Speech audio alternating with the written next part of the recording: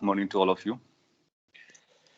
And if screen is there and sound is proper, so we can start the next chapter, which is called electromagnetic induction. ये जो next chapter है ये भी magnetism से काफी कुछ लिंक है, इस पे भी मैग्नेटिक फील्ड का यूज है, बट इसको अलग से एक चैप्टर जैसा पढ़ा जा रहा है. सो electromagnetic induction.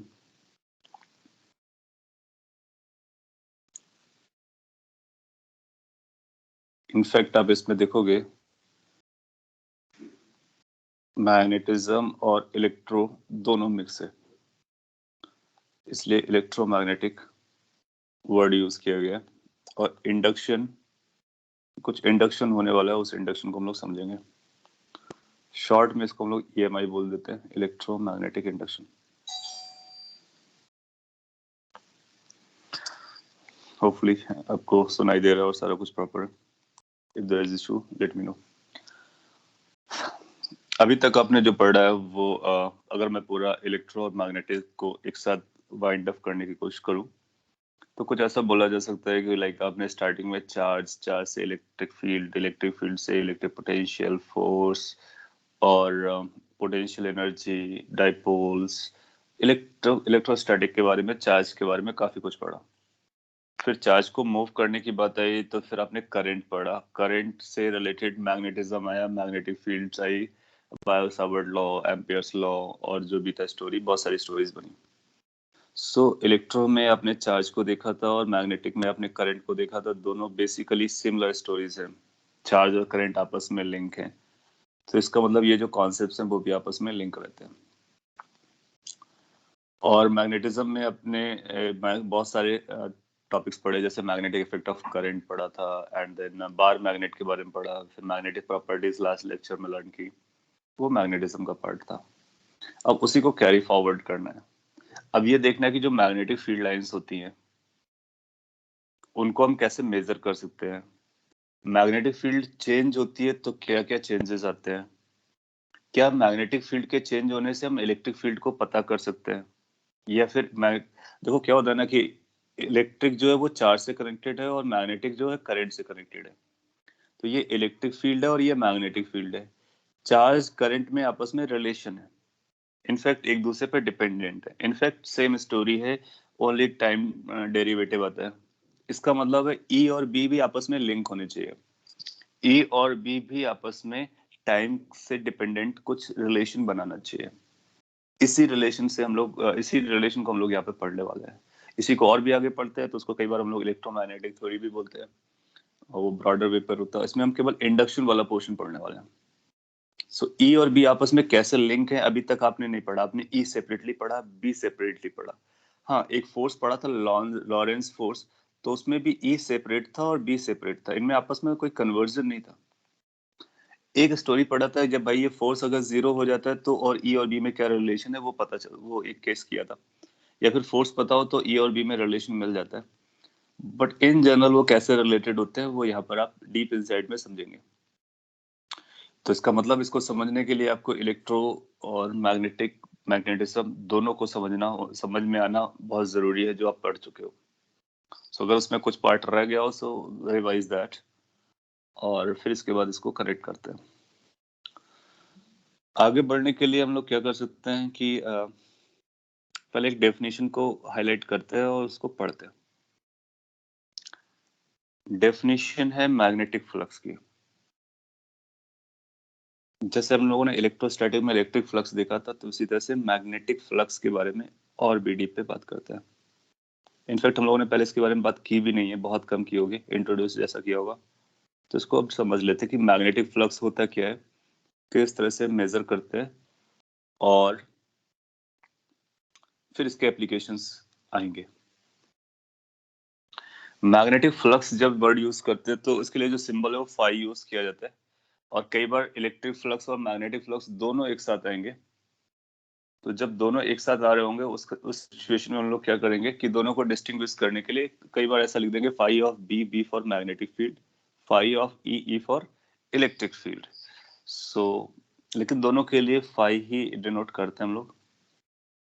Now magnetic flux just like electric flux, you remember electric flux क्या होता है, आपको याद होना चाहिए कि अगर कहीं चार्ज रखा है तो उससे फील्ड लाइंस होते हैं, वो फील्ड लाइंस किसी एक सरफेस से कितना पास कर रहे होते हैं उसको मेजर करता है। तो number of field lines passing through a given surface is the flux. अगर वो ग्रेविटी है तो ग्रेविटेशनल फ्लक्स, इलेक्ट्रिक है तो इलेक्ट्रिक फ्लक्स, मैग्नेटिक है तो मैग्नेटिक फ्लक्स। सो डेफिनेशन उसी तरह से लिख सकते हैं, इट मेजर्स और represents the number of magnetic field lines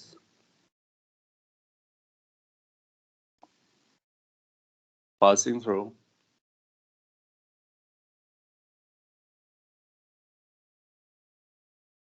a given surface। तो सभी फ्लक्स की डेफिनेशन सिमिलर जाती है, मैथमेटिकल फॉर्मूला क्या होता है वो भी सिमिलर जाता है। तो अगर मैग्नेटिक फ्लक्स का फॉर्मूला लिखेंगे तो हम लिखेंगे डी फाई, किसी भी डिफरेंशियल सरफेस से जाने वाला फ्लक्स होगा उसको लिखेंगे B into D S. D S लिखो या डी ए लिखो, यहाँ पर मैं ए लेटर यूज कर ले रहा हूँ क्योंकि बहुत सारे बुक्स ए को फॉलो करते हैं। A for surface area, S for surface area भी होता है, एस भी यूज कर सकते हो। तो ये डी फाई होता है मैग्नेटिक फील्ड और एरिया का डॉट प्रोडक्ट। किस तरह से, जिस तरह से अपने इलेक्ट्रोस्टैटिक में देखा था, कोई अगर अपने को एरिया दिया गया होगा, लेट से कि ये कोई एरिया है और इससे अपने को फ्लक्स निकालना है, तो हम वहाँ पे एक छोटा सा सैंपल लेंगे, ये इसको डीए बोलेंगे। डीए का डायरेक्शन आउटवर्ड नॉर्मल की तरफ हो जाएगा, फिर बी की डायरेक्शन लेंगे, फिर उसको इंटीग्रेट करेंगे। तो ये पूरा सरफेस पे इंटीग्रेट करना होता है अगर टोटल निकालना है। सो ए सरफेस एरिया को इंडिकेट करता है। अगर अपने को फ्लक्स चाहिए तो फ्लक्स निकालने के लिए इंटीग्रेशन डिफाई करना होगा। इंटीग्रेशन डिफाई के लिए हम लोग लिखेंगे integration B dot D A. So that is the definition of flux. और B dot D S limits लगा सकते हो, जिस सरफेस पे आप इंटीग्रेट करते हो करना चाहते हो उस सरफेस पे इसको इंटीग्रेट कर सकते हो, तो सरफेस इंटीग्रेशन होता है। सो ये इसकी मैथमेटिकल डेफिनेशन हो गया और वो थ्योरेटिकल डेफिनेशन हो गया। अब आपसे क्वेश्चन इस पे भी पूछा जा सकता है कि मैग्नेटिक फ्लक्स निकालिए, तो उसके लिए मैग्नेटिक फील्ड लाइंस देगा। अगर वो वेक्टर के फॉर्म में देता है तो वेक्टर के फॉर्म में लिखेंगे, और एरिया देगा तो एरिया को वेक्टर के फॉर्म में लिखेंगे, डॉट प्रोडक्ट करेंगे the way we have done in case of gravitation as well as in electrostatics. In fact electrostatics में हम लोगों ने गॉस लॉ पढ़ा था जिसमें हमको क्लोज सरफेस की जरूरत पड़ती थी, तो यहाँ पर भी हम लोग क्लोज सरफेस की बात कर सकते हैं। सो ये बेसिक डेफिनेशन है, तो अपने को रेडी होना है कि इस पर बेस्ड क्वेश्चंस आ सकते हैं मैग्नेटिक फ्लक्स की कैलकुलेशन को लेकर के। इसका सिंप्लीफाइड वर्जन, अगर मैग्नेटिक फील्ड यूनिफॉर्म है, जो कि कई केसेस में रहेगी, इफ पी इज यूनिफॉर्म। सो अगर मैग्नेटिक फील्ड यूनिफॉर्म है देन यू नो कि हम इंटीग्रेशन से उसको बाहर निकाल सकते हैं। देन फ्लक्स क्या बनेगा, बी आउटसाइड आ जाएगा, डीए का इंटीग्रेशन टोटल सरफेस एरिया बन जाएगा। Then flux is written as B dot A, B dot A लिखा जाता है, या फिर आप इसको लिख सकते हो B into A into cos theta. So flux can also be written as B A cos theta for the case if magnetic field is uniform. और अगर यूनिफॉर्म नहीं है तो फिर अपने को ये यूज करना है। ऑब्वियस सी बात है, ये थीटा क्या रहा होगा, थीटा एक एंगल रहा होगा। तो लिख देता हूं यहाँ पे where theta is angle between B vector and A vector. आपको बी वेक्टर और ए वेक्टर पता करने होंगे, उनकी डायरेक्शंस पता करनी होगी। बी की डायरेक्शन वो आपको बताएगा, ए की डायरेक्शन आपको सरफेस से पता करना होगा, डॉट प्रोडक्ट कर देंगे, वहां से अपने को फ्लक्स मिल जाएगा। या फिर थीटा निकाल लेंगे कि बी ए कॉस थीटा कर देंगे, चॉइस आपकी है। सो सिंपल क्वेश्चन कई बार आते हैं कि हम बी ए कॉस थीटा करके भी आंसर निकाल लेते हैं। चलेगा, एक छोटा सा माइनर सा क्वेश्चन मैं आपको करा देता हूँ और फिर आगे बढ़ते हैं। तो एक एग्जांपल पिक कर लेते हैं जिसमें मैग्नेटिक फील्ड का कैलकुलेशन हो।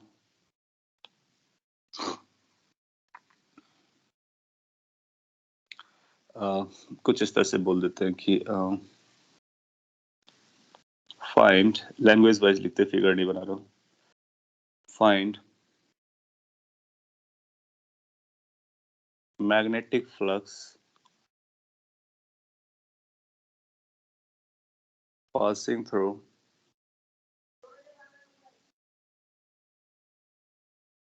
circular face of a long solenoid having, solenoid के लिए अपने को पता है n is the number of turns per unit length, I is current and R is radius.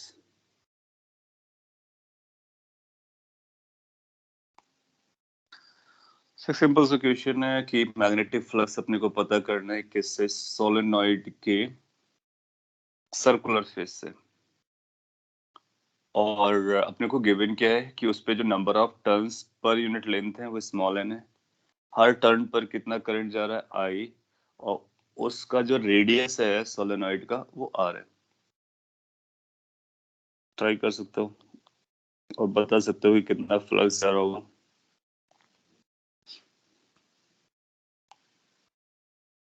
तो जब आपने सोलेनॉइड बनाया था, लॉन्ग सोलेनॉइड, तो इस तरह से सिलिंड्रिकल टाइप का आपको नजर आया था, उस पर ये करंट कैरिंग वायर्स हुआ करते थे।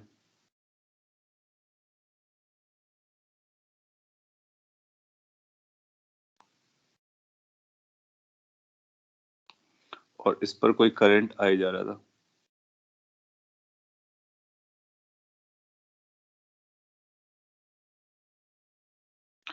इनकेस इस तरह से करंट पास कर रहा होगा तो इसके इनसाइड पर मैग्नेटिक फील्ड लाइंस कैसे हुआ करते थे वो आपको पता है, आपको रिकॉल करना है।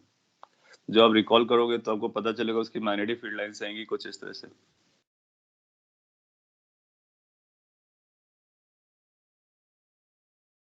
मोरोवर आपको ये भी पता है कि मैग्नेटिक फील्ड होता कितना था, तो ये जो मैग्नेटिक फील्ड हुआ करता था उसकी वैल्यू थी mu not an into I. अच्छा, अपने को फ्लक्स बताना है, किससे बताना है, यही जो सर्कुलर फेस है इसी सर्कुलर फेस से कितना फ्लक्स जा रहा होगा।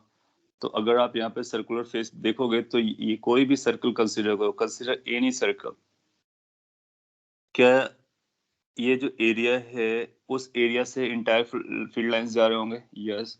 और जो फील्ड लाइंस हैं क्या वो यूनिफॉर्म है मैग्नेटिक फील्ड? यस। तो यहाँ पर जो फ्लक्स आएगा तो क्या हम ऐसा बोल सकते हैं कि flux is going to be equal to, B uniform है इसलिए हम बी लिख रहे हैं, डॉट ए लिखेंगे या ए कॉस थीटा लिखेंगे। अब यहाँ पर थीटा के बारे में बात करना है, तो कोई सरफेस लिया है तो उसका सरफेस का जो नॉर्मल आएगा वो बी की डायरेक्शन में ही आएगा, क्योंकि हम ए का डायरेक्शन देखते हैं सरफेस के परपेंडिकुलर। तो क्रॉस सेक्शन जो हम लोगों ने यहाँ पे लिया उसका परपेंडिकुलर एक बी की डायरेक्शन में आएगा, या फिर ऐसा भी आपको लग सकता है कि बी के अपोजिट आएगा। तो दो में से कोई भी एक डायरेक्शन आएगी। जनरली हम लोग मैग्नीट्यूड के बारे में बात करेंगे तो पॉजिटिव डायरेक्शन को ले लेंगे, या फिर हम लोग ऐसा बोल लेते हैं कि जो फ्लक्स है वो किस डायरेक्शन से किस डायरेक्शन में जा रहा है। तो थीटा हमारा 0 अगर हमने पिक किया तो ये आएगा b into A, so that will become the flux, क्योंकि a और b आपस में पैरेलल है। और b की वैल्यू कितना होता है? Mu naught n into I. Can you find the area of that circular surface? Yes. How much? Pi are square. So answer will become mu naught n और mu naught pi n r square into I. This is amount of flux that is going to pass through this any circular surface। तो कोई भी circular portion आप लोगे, face लोगे इसका, चाहे आप यहाँ पर लो यहाँ पर लो कहीं भी फेस लो, तो उस सर्कल से इतना फ्लक्स पास हो रहा होगा। आप लोगों ने इसको आंसर देने की कोशिश की है? Yes, mu not an I I R square, simple है। तो सोलेनॉइड से इतना फ्लक्स पास कर रहा होगा। आगे की जो स्टोरी है ईएमआई की, वो बस इसी कॉन्सेप्ट पे बेस्ड है कि अपने को फ्लक्स कैलकुलेट करना सीखना है। तो इलेक्ट्रोमैग्नेटिक इंडक्शन चैप्टर को समझने के लिए, उसके आंसर्स को निकालने के लिए करेक्टली अपने को फ्लक्स कैलकुलेशन की बहुत जरूरत पड़ने वाली है। फ्लक्स कैलकुलेशन के लिए अपने को ये देखना होगा कि किस सरफेस से फ्लक्स निकालना है, तो उस सरफेस को पहले हम लोग आइडेंटिफाई करेंगे। जैसे यहाँ पे जो सरफेस आइडेंटिफाई किया गया था वो सर्कल था, सर्कुलर फेस था। फिर अपने को ये पता करना होगा कितना मैग्नेटिक फील्ड एग्जिस्ट कर रहा है। ये सब कहाँ से पता करेंगे, या तो मैग्नेटिक फील्ड आपको देगा या फिर मैग्नेटिक फील्ड को कैलकुलेट करने का ऑप्शन देगा। जैसे यहाँ पर आपको सोलेनोइड बता दिया, तो वहां से मैग्नेटिक फील्ड अपने को पता चल गया। फिर दोनों के बीच का एंगल देखना होगा और ये भी चेक करना होगा whether the magnetic field is uniform और नॉट। उसके बेसिस पर हम फॉर्मूला लगाएंगे। ये फॉर्मूला तभी लगाएंगे जब यूनिफॉर्म होगा। और कई बार आपको थीटा डिसाइड करने में दो ऑप्शन मिलेगा, 0 और 180, तो आप 0 पकड़ सकते हो या 180 पकड़ सकते हो, चॉइस आपकी है। 0 पकड़ते हैं तो प्लस आंसर आता है। फिर हम बता देते हैं कि फ्लक्स की डायरेक्शन किधर होगी। फ्लक्स की डायरेक्शन वही होगी जिस डायरेक्शन में फील्ड पॉइंट आउट कर रहा होगा। तो field is going from right to left, तो फ्लक्स भी राइट से एंटर करके लेफ्ट की तरफ जाएगा। तो हम इसको मैग्नीट्यूड इतना बोल करके बोल सकते हैं कि फ्रॉम राइट टू लेफ्ट जा रहा होगा। तो वो साइन वाला पॉइंट इसमें कवर हो जाता है, फ्रॉम राइट टू लेफ्ट और in the direction of B. तो कोई भी अगर आप सर्कुलर सरफेस या फेस कंसीडर करोगे, फेस, तो उस फेस में राइट से फील्ड लाइंस एंटर करेगी, लेफ्ट की तरफ चली जाएगी। तो बी की डायरेक्शन में होता है basically in the direction of B.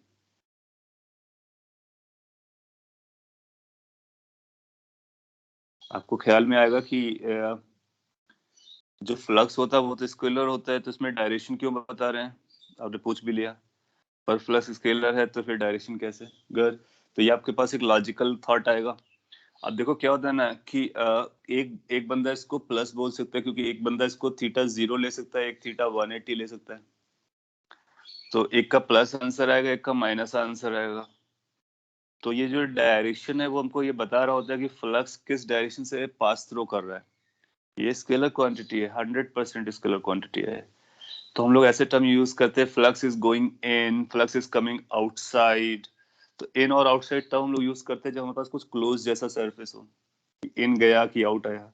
जब ये फ्लैट सरफेस है तो इन आउट का तो मतलब होगा नहीं कि इधर वाले बंदे को लगेगा इन गया है, लेकिन इस साइड वाले बंदे को लगेगा कि आउट आ रहा है। तो उस इन और आउट के कंफ्यूजन को अवॉइड करने के लिए हम डायरेक्शन बता देते हैं कि किस डायरेक्शन में फील्ड लाइंस जा रहा है। जिस डायरेक्शन में फील्ड लाइंस जा रहा है उसी डायरेक्शन में फ्लक्स जा रहा है। वो दो चीजें अवॉइड करता है, एक इन आउट की लैंग्वेज को अवॉइड करता है, दूसरा प्लस माइनस को अवॉइड करता है। तो आप इसको 0 पकड़ो और ये बता दो किस तरफ जा रहा है, चल जाएगा। तो ये स्केलर है, ऑफ कोर्स स्केलर है, लेकिन इस पर अपने को एंगल चूज करना होता है, क्योंकि हम लोगों ने क्या किया है, एरिया को वेक्टर बनाया है। तो एरिया की डायरेक्शन तो अपने को बतानी पड़ेगी ना, उस वजह से हमको इस तरह की लैंग्वेज यूज करनी पड़ती है। आपने लिखा फ्लक्स करंट जैसा है क्या डायरेक्शन के रिस्पेक्ट में, बोल सकते हो, क्योंकि करंट भी स्केलर है, ये भी स्केलर ही है। और लेकिन डिफरेंसेस हैं डायरेक्शन के रिस्पेक्ट में। करंट क्या होता है, वो वायर की डायरेक्शन में चलता है। फ्लक्स क्या होता है, वो बी की डायरेक्शन में चलता है। अगर आप उससे कोरिलेट करना चाहो तो बोल सकते हो सेम है। So flux is a scalar. अगर आपसे कोई पूछता है, अगर आपसे पूछता है तो बताइए, तो आप उसका मैग्नीट्यूड ऐसा बताएंगे बस। क्योंकि एरिया में अब देखो क्या है पंगा, क्या है, या इशू क्या पर बन रहा है, इशू यहाँ पर बन रहा है कि अगर हमारे पास फ्लैट सरफेस है, जैसे सर्कुलर फेस है ये, यहाँ पर तो अपने को समझ में आया कि इसका एरिया हम आउटवर्ड ले लेते हैं, क्योंकि हम इधर से देख रहे हैं तो हमको आउटवर्ड बाहर कोई नजर आएगा। लेकिन अगर इसी लूप को हम इस तरह से बना देता, अगर मैंने इस तरह से बनाया, तो कौन सा पॉजिटिव होगा ये डिसाइड करना मुश्किल है। इसका जो एरिया होगा वो ये भी हो सकता है और ये भी हो सकता है, इजंट इट। अब यहाँ पे कोई करंट जैसा कॉन्सेप्ट तो है नहीं। इससे पहले क्या हो रहा था, जब करंट वाला कॉन्सेप्ट चल रहा था तो उसमें करंट की डायरेक्शन से हम दो में से एक चूज कर लिया करते थे, राइट हैंड को रूल कर लेकर के। और यहाँ पर जो हम सरफेस चूज कर रहे थे फ्लक्स निकालना, ये करंट वाला सरफेस नहीं है। तो इसमें हमारे पास दोनों ऑप्शन अवेलेबल हैं। उन दोनों में से एक कौन सा चूज किया जाए, उसके लिए हम ऐसा लैंग्वेज यूज कर लेते हैं। या फिर थीटा 180 लोगे या 0 लोगे, वो भी इशू अवॉइड हो जाता है, और इस तरह की लैंग्वेज को हम बता देते हैं। और अगर वो लैंग्वेज नहीं यूज करता है, वैल्यू पूछेगा, तो आप केवल यही आंसर कर देंगे, डन हो जाएगा। इन केस वो अगर लैंग्वेज लिखता है तो आपको वरी नहीं करना, आपको ये नहीं सोचना कि क्या इसको वेक्टर बनाया गया है। No, it's scalar and area के दो ऑप्शंस हैं, उसके बेसिस पर हम बता रहे हैं कौन सा ऑप्शन हमारे लिए जाएगा बी के लिए। तो इसकी जो फ्लक्स के लिए जो डायरेक्शन आएगी वो बी की डायरेक्शन में आती है। ये भी याद रख सकते हैं कि flux is in the direction of B, that's all. तो एरिया आप कैसे भी चूज करो कोई फर्क नहीं पड़ता, पॉजिटिव वैल्यू बताएंगे अदरवाइज मैग्नीट्यूड को, और डायरेक्शन यहाँ से बता देंगे, चलेगा। आगे बढ़ते हैं। तो अभी तक हम लोगों ने फ्लक्स के बारे में कुछ बात की, और फ्लक्स कैसे निकालते हैं, बहुत सारे क्वेश्चंस बन सकते हैं जो कि हम ग्रेविटेशनल इलेक्ट्रोस्टैटिक्स में सॉल्व कर चुके हैं, तो उसी कॉन्सेप्ट को कैरी फॉरवर्ड करना है। इसके बाद ये जो फ्लक्स है ना, इसका चेंज हमारे लिए बहुत इंपॉर्टेंट है, और पूरा EMI चैप्टर उसी चेंज पर बेस्ड है। तो वहां जाने से पहले एक छोटा सा पॉइंट को हम लोग पढ़ लेते हैं फ्लक्स से जो रिलेटेड है। जैसे कि गॉस लॉ हम लोगों ने पढ़ा था इलेक्ट्रोस्टैटिक्स में, एग्जैक्टली सेम बेसिस पर यहाँ पर भी गॉस लॉ होता है। तो गॉस लॉ ऑफ मैग्नेटिज्म,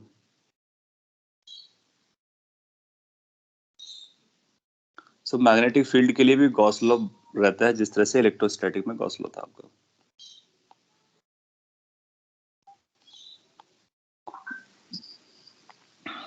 आपको मैग्नेटिक फील्ड लाइंस किसी वायर की वजह से या किसी मैग्नेट की वजह से क्या होती है ये तो आपको पता रहता है। गॉस लॉ कहता है अगेन वही कि किसी भी क्लोज सरफेस से अगर हम फ्लक्स को मेजर करते हैं तो flux through a close surface, magnetic flux through a close surface, ds और da, आप ds भी यूज कर सकते हो। सो b डॉट ds और da in the closed surface, so this is integration। तब तक आप दिमाग लगा के बता सकते हो कि इसकी वैल्यू क्या आएगी, राइट हैंड साइड में क्या आएगा। वहां पर आपने देखा था E dot ds use to be q enclosed upon epsilon naught, और जो B डॉट ds है this is basically surface integration, और ये इंटीग्रेशन है इन ए क्लोज सरफेस। और ऐसा बोलो कि flux passing through a close surface, flux passing through a closed surface.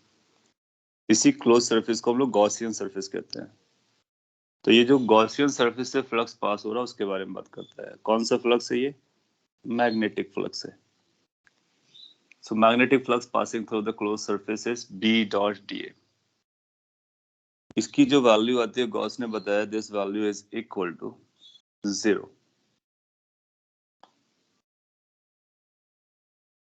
तो मैग्नेटिक फ्लक्स का जो गॉस लॉ है या मैग्नेटिक फील्ड का जो गॉस लॉ है वो ये कि किसी भी क्लोज सरफेस से, किसी भी close surface, you consider any close surface, ये एग्जाम के लिए एक फेवरेबल स्टेटमेंट है। वो स्टेटमेंट में ऐसा पूछ लेता है कि किसी भी क्लोज सरफेस से क्या फ्लक्स हमेशा 0 रहेगा, मैग्नेटिक फ्लक्स। तो हम बोलेंगे यस, व्हाई, क्योंकि ये गॉस लॉ ने बोला। अब आपको ये पता करना कि गॉस लॉ ने ऐसा क्यों बोला। Anybody can answer? Can anybody explain कि व्हाई इट बिकेम 0? आपके पास आइडिया है, आपके पास नॉलेज है, वो सारे पॉइंट्स हैं, बट आपको रिकॉल कर सको तो। So let me wait a minute and see whether you can answer why the flux, which is magnetic flux passing through any closed surface, no matter what is the closed surface, is always going to be 0. वो magnetic field हर बार loop में रहती है। Sir magnetic monopole नहीं होता है कभी भी, Okay. इसलिए तो मैग्नेटिक चार्जेस कैंसिल करेंगे। Magnetic monopole नहीं होता है। Good, good. So you can answer. Good. So आपने जो स्टेट बोला है वो सारा करेक्ट है कि मैग्नेटिक फील्ड लाइंस जो होते हैं वो हमेशा क्लोज कर्व में होते हैं। तो कोई भी अगर आप सरफेस चूज करोगे, कोई भी सरफेस चूज करोगे, लेट्स से कि अगर हम एक सिमेट्रिकल सरफेस स्फीयर बना देते हैं, तो अगर ये आपका गॉसियन सरफेस है तो मैग्नेटिक फील्ड लाइंस अगर एक एंटर किया है तो उसको बाहर निकलने का ही, क्यों? क्योंकि वो क्लोज कर्व में होता है। सो अगर जितना फ्लक्स इन गया इसकी वजह से उतना ही फ्लक्स आउटसाइड हो गया, या फिर ऐसा मैग्नेटिक फील्ड होगा जो इसके टोटली बाहर लाई कर रहा होगा, तो इसमें ना ही इन हुआ ना ही आउट हुआ, या फिर ऐसा मैग्नेटिक फील्ड होगा जो कम्प्लीटली इन पे लाई कर रहा होगा, तो ये भी इंटरसेक्ट नहीं कर रहे हैं। सो कोई भी सर्फेस चूज करोगे, 3 types of magnetic field lines आपको मिलने वाली हैं। या तो उसको इंटरसेक्ट करेंगी तो 2 पॉइंट्स पे करेंगे, या फिर नहीं करेंगी तो या तो पूरा बाहर होगा या फिर पूरा अंदर होगा। सो इसका फ्लक्स तो जीरो जाएगा, इसका फ्लक्स तो जीरो जाएगा, इसका एक बार जब जा रहा होगा तो नेगेटिव होगा, जब बाहर आ रहा होगा तो पॉजिटिव आएगा, क्योंकि हम जानते हैं कि यहाँ पर जब ये एंट्री ले रहा होगा, ये एंट्री, तो बी की डायरेक्शन इधर रही होगी, ए की डायरेक्शन इधर रही होगी, नेगेटिव फ्लक्स होगा। और जब वो एग्जिट कर रहा होगा तो ए की डायरेक्शन आउटवर्ड होती है, तो पॉजिटिव फ्लक्स होगा। तो जो भी फ्लक्स की वैल्यू होगी वो दोनों इक्वल एंड अपोजिट हो जाएंगे, इसलिए ऐड अप करके टोटल जीरो करेगा। ग्रेट। आप ऐसे भी एक्सप्लेन कर सकते हो कि मोनोपोल एग्जिस्ट नहीं करते हैं।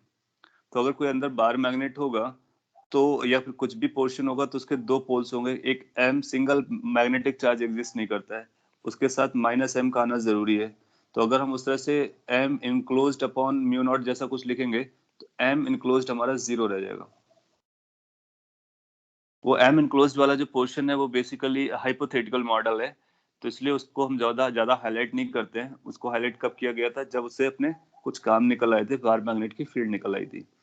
अब हम करंट के टर्म में बोलेंगे, तो करंट के टर्म में आप बोलोगे कि magnetic field lines are in the close curve, hence net flux from any closed surface will always be zero no matter where the surface has been drawn. So magnetism का Gauss law simple होता है और उसका right hand side zero रहता है। Okay तो इस पे ज्यादा इक्वेशंस बनने के चांस नहीं रहते हैं। वो सिंपल एक स्टेटमेंट पूछ लेगा कि क्या जीरो रहता है, यस क्यों जीरो रहता है, लॉजिक बिहाइंड कि क्लोज कर्व में होते हैं, since magnetic field are in close curve. तो रीजन क्या है, इसका रीजन है मैग्नेटिक फील्ड आर इन, तो यहाँ पे शॉर्ट में लिख देता हूँ, since magnetic field lines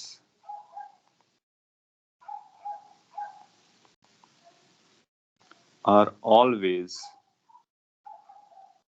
in closed curve form। उनका जो फॉर्म होता है वो क्लोज कर्व का होता है, इसलिए जितना फ्लक्स इन करेगा उतना फ्लक्स आउट करेगा और टोटल फ्लक्स जीरो हो जाएगा। और ये टोटल फ्लक्स लिखा हुआ है। सो ये छोटा सा लॉ है, इसको भी आप याद रख सकते हो। और इसमें अनलाइक इलेक्ट्रोस्टैटिक बहुत सारे एप्लीकेशंस नहीं है। इसके बाद हम लोग आगे पढ़ते हैं और फैराडे लॉ की तरफ चलेंगे। तो फैराडे लॉ को हम लोग डायरेक्टली भी लिख सकते हैं, या फिर हम लोग ऐसा भी कर सकते हैं कि फ्लक्स के बारे में पहले समझ लेते हैं। हालांकि फ्लक्स के बारे में हम लोगों ने समझ लिया, बी डॉट डी ए होता है, उसको इंटीग्रेट करना होता है अगर अपने को उसकी वैल्यू कैलकुलेट करनी है। और मैग्नेट इलेक्ट्रोस्टैटिक में पढ़ा ही हुआ है, उससे उसको लिंक कर सकते हो। तो टाइम वेस्ट अगर ना भी करें तब भी चलेगा। तो फैराडेस लॉ पे हम लोग डायरेक्टली बात कर सकते हैं, फिर उसके साथ साथ उसके वेरिएशन को भी रीड करेंगे। Faraday's law of electromagnetic induction. तो इस चैप्टर का सबसे इंपॉर्टेंट लॉ ये है, Faraday's law. Previous slide you want to see, copy it. फिर इसके बाद हम लोग आगे बढ़ते हैं।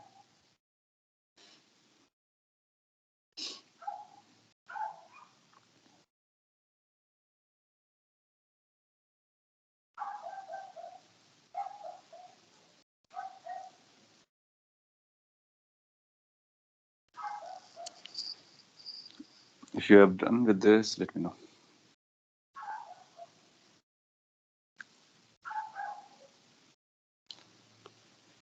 Done, sir.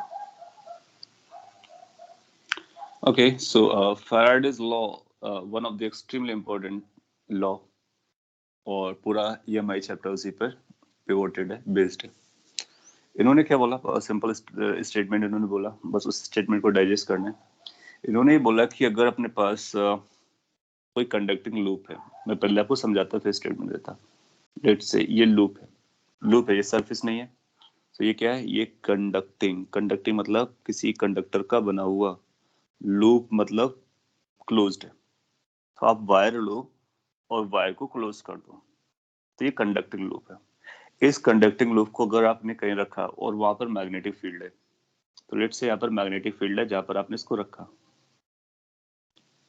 तो क्या इस लूप से मैग्नेटिक फ्लक्स पास करेगा, क्योंकि इसके पास एरिया है, सरफेस बन जाएगा। और सरफेस होने की वजह से, और ये फील्ड लाइन से इसके एरिया को पेनिट्रेट करके जा रहे हैं, इसका मतलब ऐसे जा रहे होंगे, इसका मतलब है कि इससे फ्लक्स पास कर रहा होगा। फैराडे ने फ्लक्स के बारे में नहीं बोला, उन्होंने कहा कि जो फ्लक्स आपने अभी कैलकुलेट किया है अगर ये फ्लक्स चेंज होता है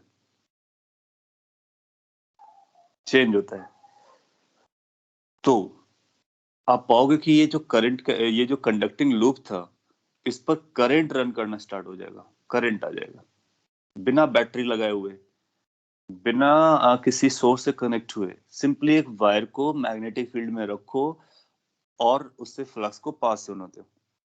फिर आप कुछ ऐसा करो कि वो फ्लक्स जो पास हो रहा है वो चेंज होना स्टार्ट हो जाए। और अगर फ्लक्स चेंज होने स्टार्ट हो जाएगा, देन यू विल फाइंड कि उस वायर में करंट रन करना स्टार्ट हो जाएगा। That's a big deal. और इसी करंट को हम बोलते हैं कि ये इंड्यूस्ड करंट है। और इस करंट को क्रिएट करने के लिए जो पोटेंशियल या ईएमएफ आया होगा, उसको इंड्यूस्ड ईएमएफ बोलते हैं। ये इनका पूरा लॉजिक है। सो यहाँ पर हम करंट का प्रोडक्शन कर सकते हैं विदाउट यूजिंग द बैटरी और सेल और कैपेसिटर और any other charge device. Current can be created simply because changing the flux. Now, flux कैसे चेंज कर सकते हैं? अभी तो हम लोगों ने पढ़ा फ्लक्स। फ्लक्स के में क्या क्या आता है? मैग्नेटिक फील्ड आता है, एरिया आता है, उनके बीच का एंगल आता है। आप मैग्नेटिक फील्ड चेंज करना स्टार्ट कर दो, फ्लक्स चेंज करना स्टार्ट हो जाएगा। You start changing the area of the loop, flux will start changing. You start changing the angle between B and A, flux will start changing. So अगर flux आप इस change कर सकते हो तो आप पाओगे कि उस पर लूप पर करंट आना स्टार्ट हो जाएगा। और यही कॉन्सेप्ट है ईएमआई का। कैसे आता है, क्यों आता है, कितना आता है, वो सारे क्वेश्चंस के आंसर हम लोग अभी देखेंगे one by one.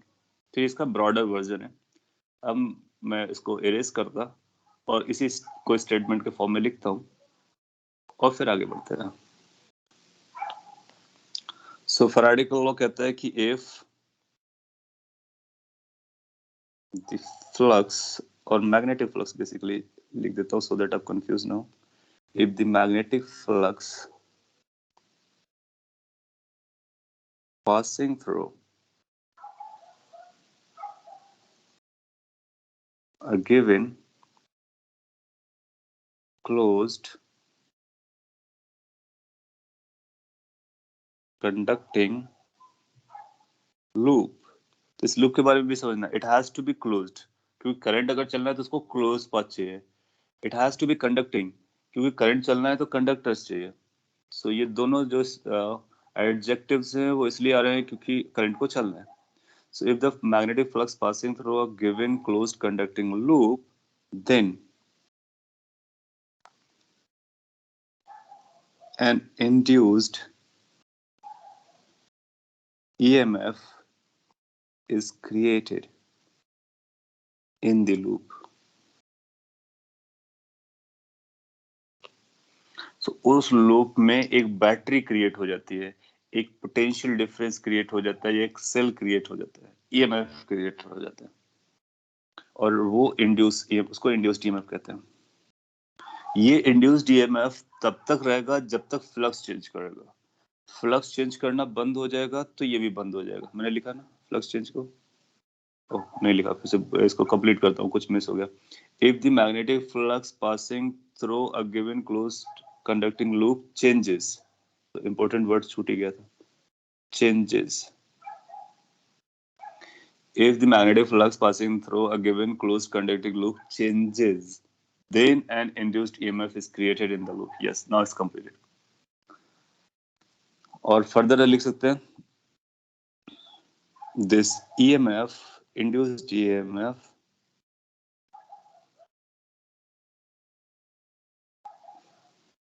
stays or exists till the flux changes. That means the moment flux stop changing, EMF disappears. तो ये जो EMF है, इंड्यूस्ड EMF या फिर इंड्यूस जिसकी वजह से करंट आने वाला है, वो तभी तक रहेगा जब तक फ्लक्स चेंज करेगा। फ्लक्स चेंज होना बंद हुआ, इमीडिएटली करंट बंद हो जाएगा।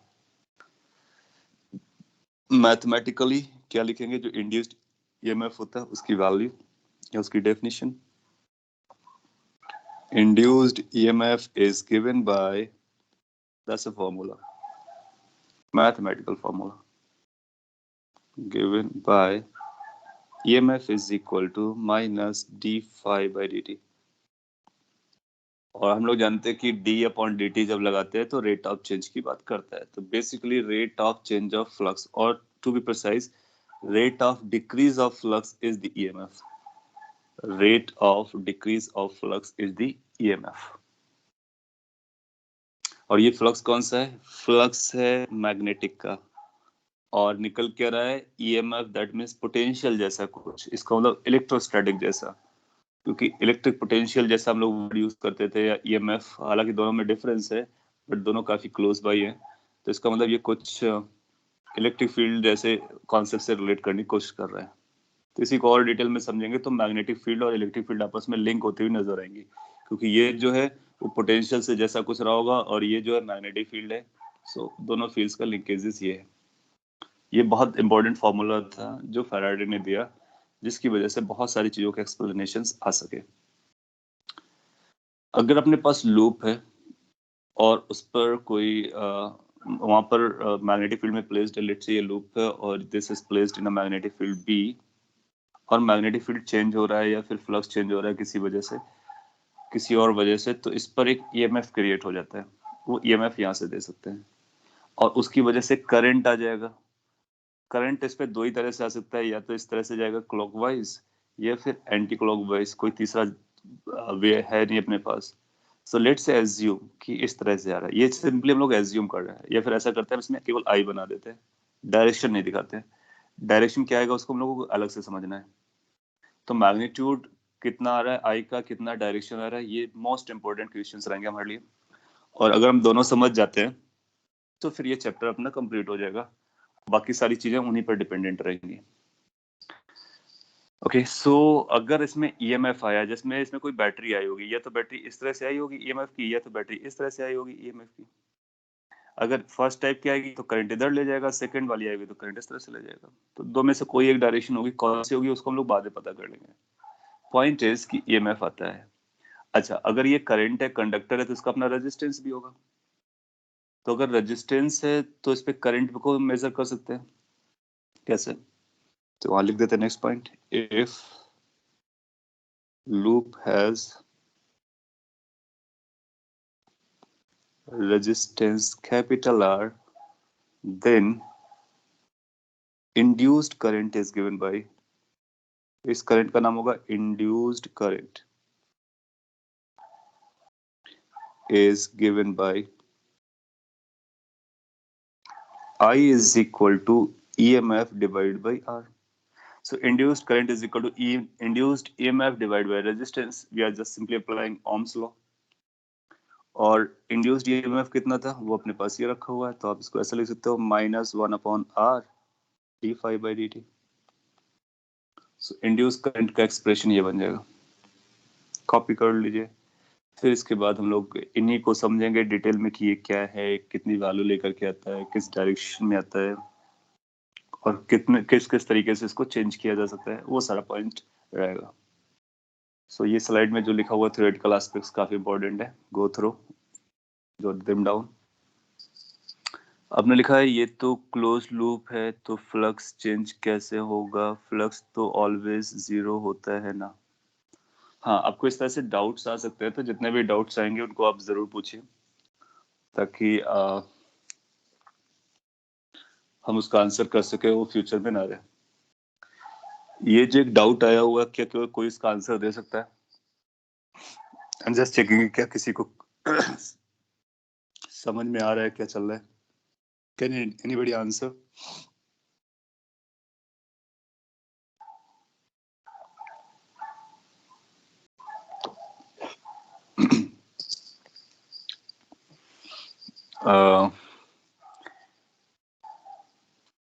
नो एक्सप्लेनेशन, इसको मतलब सभी को डाउट जा रहा है। ओके तो मैं एक्सप्लेन करता हूँ। फ्लक्स 0 होता है, एक आपने ये स्टेटमेंट यूज किया है, दूसरा ये क्लोज लूप है, उसके बारे में बात किया है। तो मैं आपको थोड़ा सा पीछे ले जाता हूँ और इस बारे में बात करता हूँ। ये गॉसियन सरफेस है, और अगर इसको मैं और भी लिखूं तो ये क्लोज्ड सरफेस है। आपको समझ में आ गया होगा। लूप और सरफेस में डिफरेंस है। फ्लक्स जो जीरो होता है वो क्लोज्ड सरफेस से जीरो होता है, जैसे कि sphere, completely close cylinder, completely closed cube, cuboids, cones. और यहाँ पर हम लूप की बात कर रहे हैं वायर से फ्रेम, वायर का frame, like ring, rectangle, square और समथिंग लाइक दैट। यस, सो इस डाउट को आप ऐसे रिमूव कर लो कि फ्लक्स हमेशा क्लोज सरफेस से जीरो होता है, ना कि क्लोज्ड लूप से। लूप से जब हम लोग फ्लक्स पता करते हैं, इसका मतलब लूप के एरिया से, इस सरफेस एरिया से कितना फ्लक्स जा रहा है, ये सरफेस एरिया है। तो ये जो सरफेस है वो हमारा कैसा है, फ्लैट सरफेस है, तो ये क्लोज नहीं है। उसको हम लूप बोल देते हैं, लूप से फ्लक्स जा रहा है। बेसिकली वो क्या होता है, लूप के सरफेस से जा रहा होता है। तो ये एरिया यूज होगा जो मैंने शेड किया हुआ है। तो इसलिए यहाँ पर जो फ्लक्स होगा B इंटू ए के बराबर हो जाएगा, या पाई आर स्क्वायर के बराबर हो जाएगा, अगर B यूनिफॉर्म है तो। Understood? Any other doubt? If it is coming, let me know so that you don't retain it. और अगर नहीं है तो फिर हम इसको और आगे बढ़ाते हैं। इस पे आपका एक्टिव रहना, ब्रेन का एक्टिव रहना बहुत जरूरी है, वरना सब एक जैसा दिखेगा। मैं समराइज कर देता हूँ क्या फैराडे ने बोला। फैराडे ने बोला कि आप अगर फ्लक्स मेजर करते हो, कौन सा flux, magnetic flux. Magnetic flux अभी स्टार्टिंग में आज हम लोगों ने डिफाइन किया, किससे पास करता है, क्लोज्ड कंडक्टिंग लूप से पास करता है, लूप से। दैट मींस प्लेन्स, जो भी लूप का सरफेस होगा, लूप का सरफेस फ्लैट हो सकता है या फिर किसी कर्व्ड जैसा भी हो सकता है, depending upon the loop. Generally हमको फ्लैट मिलेगा, तो वो क्लोज सरफेस नहीं है, तो उससे कोई ना कोई फ्लक्स पास करेगा। बट फैराडे सेज कि वो फ्लक्स पास जो हो रहा है, क्या वो चेंज हो रहा है। जब फ्लक्स चेंज करेगा तो एक इंड्यूस्ड बैटरी आएगी, ईएमएफ आएगा, और ये बैटरी तभी तक रहेगी जब तक फ्लक्स चेंज करेगा। कौन सा फ्लक्स, मैग्नेटिक फ्लक्स। अगर फ्लक्स चेंज करेगा तो बैटरी की वैल्यू कितनी होगी, d∅dt के बराबर होगी, एक माइनस साइन के साथ। माइनस सिंपली हमको ये बता रहा होगा कि फ्लक्स की वैल्यू, फ्लक्स के साथ उसका साइन कैसे चल रहा है। d∅dt के बराबर उसका मैग्नीट्यूड आएगा। तो अगर मैग्नीट्यूड निकालना हो तो मॉड लगा देंगे, तो मैग्नीट्यूड आ जाएगा, वैल्यू। और ये माइनस साइन हमको बताएगा कि इसकी पोलैरिटी कैसी रखनी है, यानी वो करंट को इधर लेके जाएगा या फिर करंट को इधर लेके जाएगा। तो माइनस साइन का इंटरप्रिटेशन है जो अभी हम लोग लर्न करने वाले हैं। और अगर इसमें बैटरी लगा था तो करंट भी जाएगा, करंट भी जाएगा, तो करंट किस डायरेक्शन में जाएगा वो भी सीखना बाकी है। कितना करंट जाएगा, उस करंट का नाम क्या होगा, उस करंट का नाम होगा इंड्यूस्ड करंट। और वो इंड्यूस्ड करंट कितना होगा, वो E/R होगा, induced EMF divide by resistance. R का मतलब रेजिस्टेंस है, तो ये फॉर्मूला हो जाएगा। कोई बहुत बड़ा रॉकेट साइंस नहीं है यहाँ पर, सिंपल जो पॉइंट्स आपने लर्न किए बस उसी को कनेक्ट किया जा रहा है। आगे बढ़ते हैं और समझते हैं कि फैराडे के लॉ में क्या क्या चल रहा है। तो फैराडे के लॉ के लिए अपने को फ्लक्स चाहिए। फिर एक बार फ्लक्स आ गया तो उसका d/dt चाहिए, that means rate of change of flux with respect to time. So flux has to change. जब हम बोलते हैं फ्लक्स चेंज होगा, इसका मतलब टाइम के साथ चेंज होगा।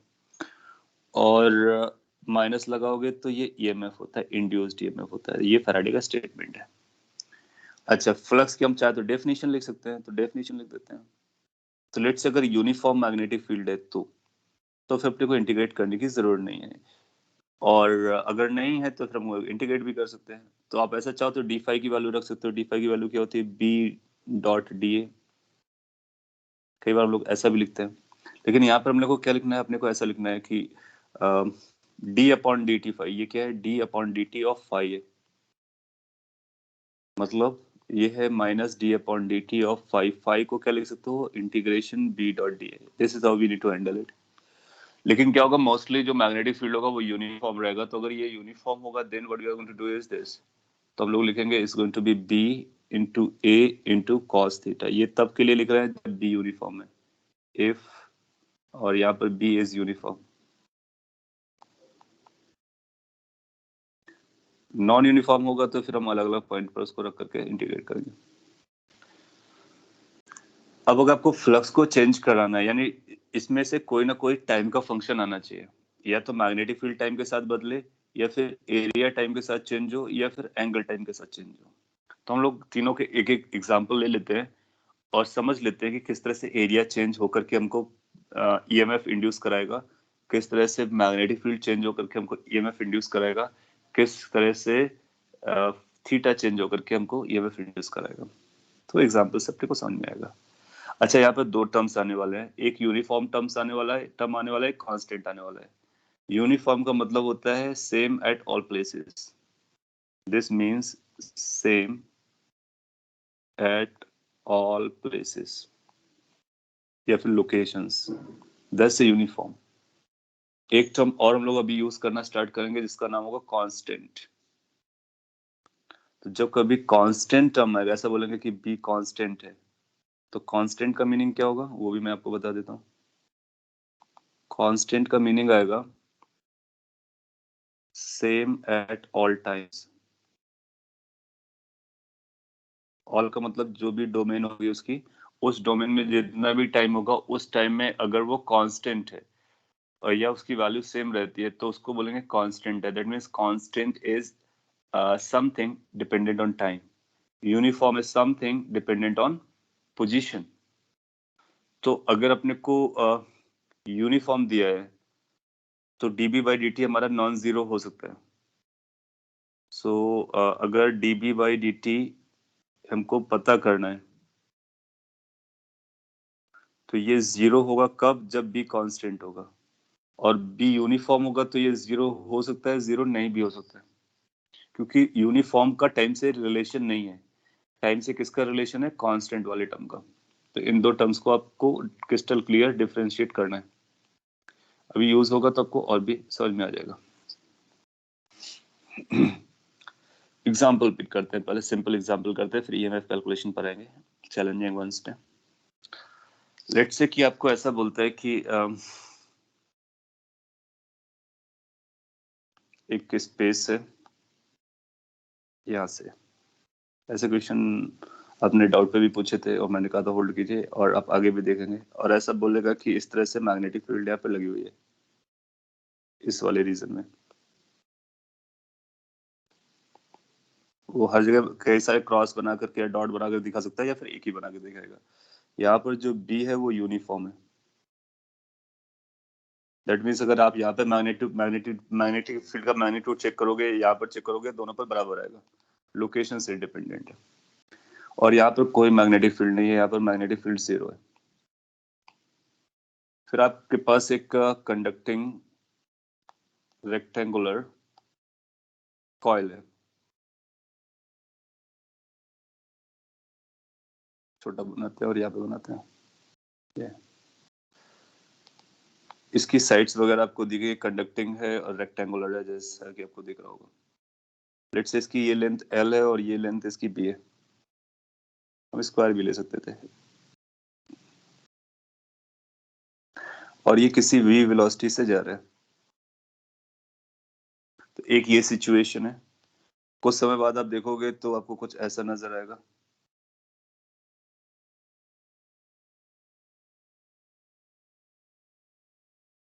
आगे बढ़ता हुआ v स्पीड से आगे जा रहा है। आफ्टर सर्टेन टाइम बाद मैं अलग बना रहा हूँ, बाकी वो एक ही स्ट्रेट लाइन पे चलेगा। वो सीधे स्ट्रेट लाइन पे जा रहा है, मैंने अलग अलग उसको ड्रॉ किया जस्ट कि वो ओवरलैप ना करे। तो यहाँ पर हो गया। सो ये किसी t इक्वल टू 0 पर यहाँ से चला था, फिर किसी t टाइम पर यहाँ पर मिला, किसी ये लेट से t equal to t1 time है, ये लेट से t equal to t2 time है, और ये सेम स्ट्रेट लाइन पे जा रहा है। इस सेकेंड फिगर में ये x, इस डिस्टेंस को हम लोग x मेजर कर लेते हैं। पहले तो मैं आपसे बहुत बेसिक क्वेश्चन पूछता हूँ और फिर आगे बढ़ेंगे। Let's call it as a figure situation A या 1, this is situation number 2, this is situation number 3।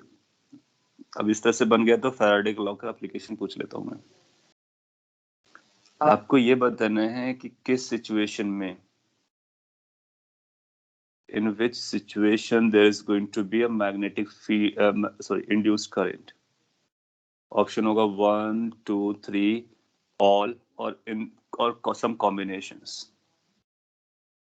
So let's say कि पहला पार्ट ऐसा है, इन विच केस और केसेस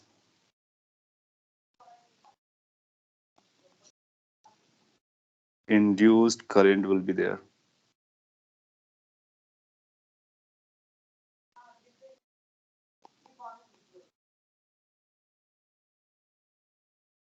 तो लूप में इंड्यूस करंट किस केस में आएगी? बहुत सिंपल क्वेश्चन मैंने रखा है सो दैट कि आप फैराडे के लॉ के स्टेटमेंट को समझ पाए। आप लोग सेकेंड आंसर दे रहे हो, गुड। तो फर्स्ट वाले केस में आप देखोगे कि क्या फ्लक्स पास कर रहा है, नो। तो फर्स्ट वाले केस में आपका फ्लक्स ही जीरो हो गया। क्या सेकेंड वाले केस में फ्लक्स पास कर रहा है? यस। तो सेकेंड वाले केस में फ्लक्स पास कर रहा है जो कि नॉन जीरो है। क्या थर्ड वाले केस में फ्लक्स पास कर रहा है? यस, पास कर रहा है जो कि नॉन जीरो है। तो पहली बात तो फ्लक्स का होना ना होना हमारे लिए मैटर नहीं करता है। हमारे लिए क्या मैटर करता है, क्या फ्लक्स चेंज कर रहा है। तो जब ये थोड़ा सा और आगे बढ़ेगा, इनफाइनेटली स्मॉल, बहुत छोटा सा डिस्टेंस आगे बढ़ेगा, तो फ्लक्स बाद में भी कैसा रहेगा? जीरो रहेगा। तो इसका फ्लक्स अभी पहले जीरो था, बाद में जीरो है, तो इसका जो चेंज इन फ्लक्स है पहले का, वो जीरो है। तो फर्स्ट का चेंज इन फ्लक्स जीरो है, इसलिए इस पे कोई करंट नहीं आएगा। सेकेंड में जो फ्लक्स पास हो रहा है वो इस वाले एरिया से पास हो रहा है। क्यों? क्योंकि यहाँ पर मैग्नेटिक फील्ड है, यहाँ पर मैग्नेटिक फील्ड नहीं है। थोड़ा सा dt टाइम अगर आप वेट करोगे तो dt टाइम में ये थोड़ा सा और आगे चला जाएगा, तो ये जो बैक साइड वाला पोर्शन है ये भी फील्ड के जोन में आ जाएगा। तो इसका मतलब है इसमें जो फ्लक्स है वो जीरो नहीं है और चेंज हो रहा है। जीरो भी होता तो भी चलता है, सिंस ये चेंज हो रहा है तो यहाँ का फ्लक्स जो है वो चेंज हो रहा है, इसलिए यहाँ पर एक इंड्यूस करंट आएगी। थर्ड पर आते हैं। थर्ड पर फ्लक्स जा रहा होगा, यस जा रहा होगा। कितने पोर्शन से जा रहा होगा? इंटायर पोर्शन से जा रहा होगा। थोड़ा सा आगे भी बढ़ाएंगे तो फ्लक्स कितने से जाएगा? इंटायर पोर्शन से जाएगा। तो फ्लक्स की वैल्यू जितना अभी है dt टाइम के बाद भी उसकी वैल्यू उतनी ही रहेगी। तो थर्ड वाले केस में भी फ्लक्स का चेंज जीरो है। तो थर्ड वाले केस में फ्लक्स का जो चेंज है वो जीरो है, जबकि सेकेंड वाले केस में फ्लक्स का जो चेंज है वो नॉन जीरो है, और फर्स्ट वाले केस में भी जो फ्लक्स का चेंज है वो भी जीरो था। तो अपने को फ्लक्स का चेंज देखना होता है, और अगर फ्लक्स का चेंज नॉन जीरो है इसका मतलब है कि फ्लक्स चेंज हो रहा है, इसका मतलब है उसमें इंड्यूस करंट आएगा। तो बिल्कुल करेक्ट आंसर हुआ second is the case in which you will find current will be running. अब ये करंट या तो क्लॉकवाइज रन कर रही होगी या फिर एंटी क्लॉकवाइज रन कर रही होगी। कैसे रन कर रही होगी ये हम लोग बाद में देखेंगे। तो इस पर एक करंट जाएगी। चलिए मैं डायरेक्शन बाद में बनाऊंगा, अभी बनाऊंगा तो फिर आपका क्यूरियोसिटी बढ़ जाएगा। तो डायरेक्शन हम लोग बाद में देख लेंगे। इसका सेकेंड पार्ट पूछ लेते हैं, simple. Flux at t equal to t2। तो अपने को पता करना कि t इक्वल टू t2 पर फ्लक्स कितना होगा, ये बताइए। सिंपल क्वेश्चन है, flux at t equal to t2। तो जब आप flux at t equal to t2 पता करने जाओगे तो ये बेसिकली φ2 अपने को पता करना है। ये t2, सॉरी t2 नहीं t1 बोल देते हैं। t2 का तो फिर वो सिंपल है, हम लोग t1 पे फोकस कर रहे हैं। t1 टाइम सेकेंड फिगर के लिए देखना है। सो t1 टाइम पर कितना फ्लक्स जा रहा होगा ये अपने को पता करना है। तो इसका जो आंसर आएगा उसके लिए हम बोलेंगे फ्लक्स अगर अपने को पता करना है t1 टाइम पर, तो बी ए कॉस थीटा चाहिए होगा। बी यूनिफॉर्म है ना। अच्छा बी कितना है? बी है। ए कितना है? A is the area which is inside the magnetic field. तो इसमें जो एरिया हम लोग यूज करते हैं वो एरिया होता है जो मैग्नेटिक फील्ड पर है, टोटल एरिया नहीं होता है। क्योंकि ये वो एरिया होता है जहाँ से फ्लक्स जा रहा है, जहाँ से फील्ड लाइंस जा रहे हैं। फील्ड लाइंस वहीं जाएंगे जहाँ पे मैग्नेटिक फील्ड होगा। सो और थीटा को आप जीरो ले सकते हो क्योंकि पैरेलल है। तो इसकी जो वैल्यू आएगी that is going to be B into area. Area could be written as B into x, क्योंकि ये जो डायमेंशन है वो b है और ये डायमेंशन x है। cos थीटा को हम 1 ले सकते हैं, तो ये आएगा b b x या b x b, what ever you call it. ये अपने को फ्लक्स पता चल गया। इसी सी पार्ट, इसमें एक सी पार्ट बना सकते हैं कि at t equal to T1 find induced EMF.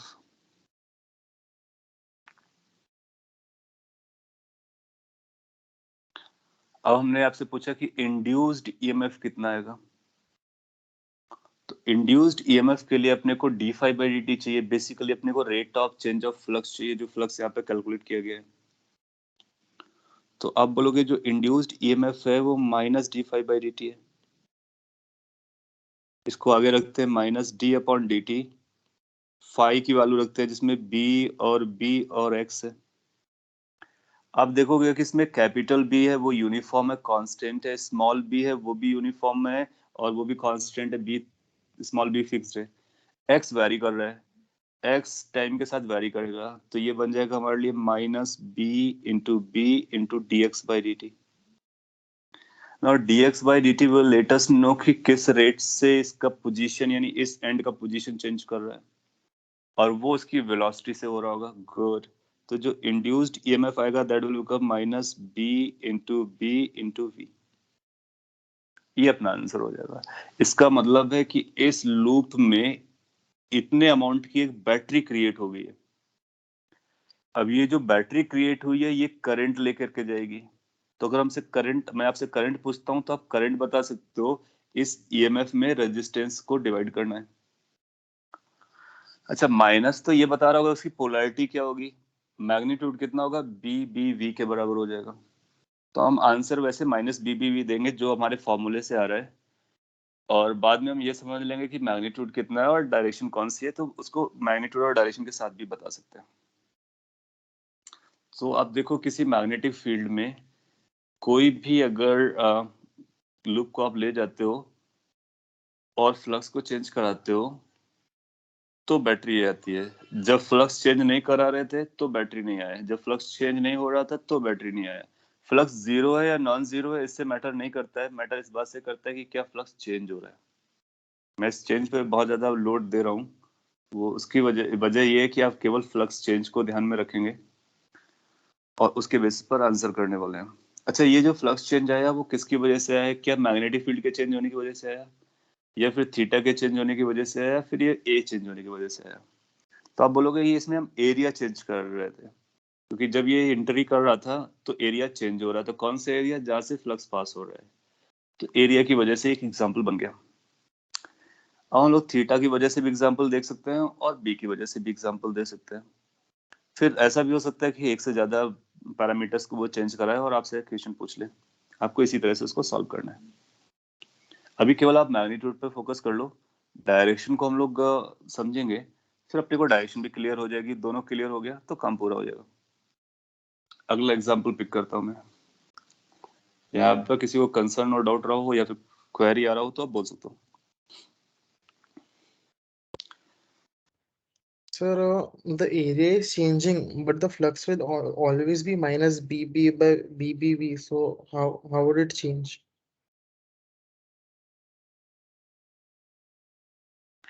You said area is, you are talking about the second case, right? And Yes, sir. area is changing. So area is the area through which the flux is passing is increasing, basically changing. तो इससे flux change इसलिए हो रहा है क्योंकि पहले कम area था जिससे मैग्नेटिक फील्ड जा रहा था, बाद में ज्यादा एरिया आ रहा है जिससे मैग्नेटिक फील्ड जाएगा, तो फ्लक्स हमारा बढ़ रहा है। उससे ईएमएफ कितना आया, ईएमएफ इतना आया। क्या ईएमएफ चेंज कर रहा है, ईएमएफ चेंज कर सकता है, ईएमएफ नहीं भी चेंज कर सकता है। आप देखो ईएमएफ कब चेंज करेगा, जब v की वैल्यू हमारी वेरिएबल होगी। अगर कोई आपसे बोलता है कि हम कांस्टेंट वेलोसिटी से लेके जा रहे हैं तो हमारा ईएमएफ कांस्टेंट हो जाएगा। तो ईएमएफ का कांस्टेंट होना या वेरिएबल होना एक अलग स्टोरी है। फ्लक्स का वेरिएशन हमारे लिए इंपॉर्टेंट है। तो फ्लक्स चेंज कर रहा है, क्यों चेंज कर रहा है, क्योंकि एरिया बढ़ रहा है। ओके और बाकी दो केसेस में एरिया सेम था। कौन सा एरिया, एरिया का मतलब है एरिया जो मैग्नेटिक फील्ड को कंटेन करके चलता है, क्योंकि फ्लक्स का मतलब होता है मैग्नेटिक फील्ड, और मैग्नेटिक फील्ड जहां से पास हो रही उस एरिया को यूज करते हैं। इस कॉइल का एरिया नहीं चेंज हुआ, लूप का एरिया वही है, लूप का एरिया इज द सेम जो भी था। लेकिन यहाँ पर जो ए यूज करते हैं वो एरिया होता है जो मैग्नेटिक फील्ड को पास कर रहा है, मैग्नेटिक फील्ड लाइंस को पास कराता है।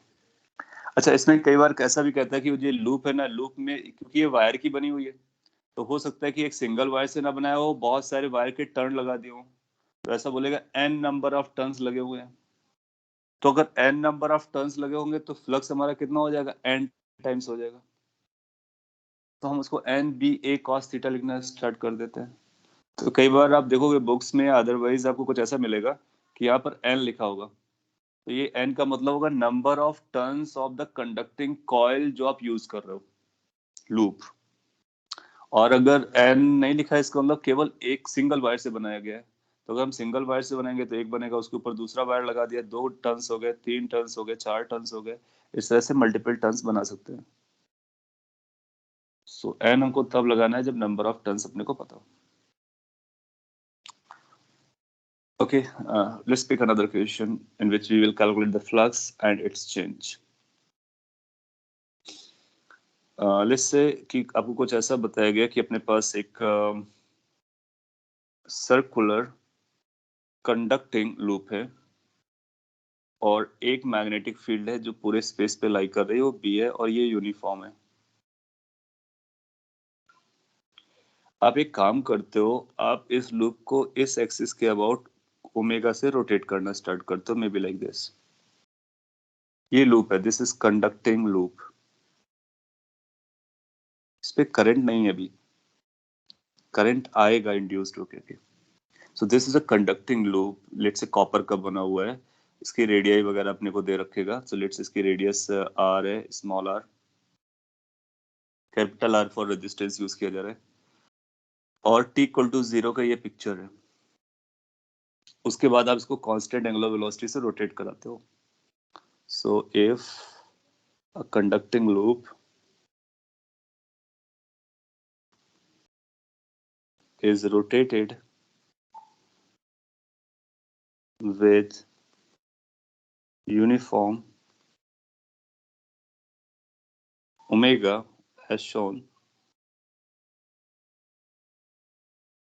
then find number 1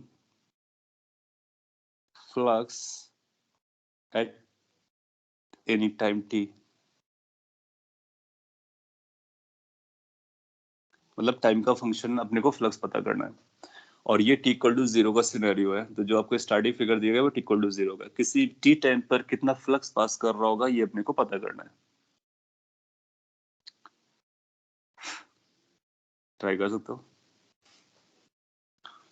और एक बार ये आपने ट्राई कर लिया तो फिर दूसरा अपने को इंड्यूस्ड ईएमएफ पूछ लिया जाएगा। हम लोग डायरेक्टली इंड्यूस्ड ईएमएफ पूछ सकते थे, तो फ्लक्स आएगा तो फिर इंड्यूस्ड ईएमएफ निकालना हमारे लिए आसान होगा। तो 2 क्वेश्चंस हैं।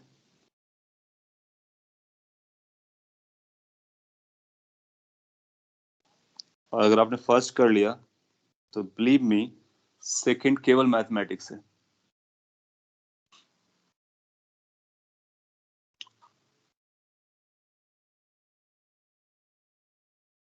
फ्लक्स आप बता रहे हो b pi r square, know that is not for any time t।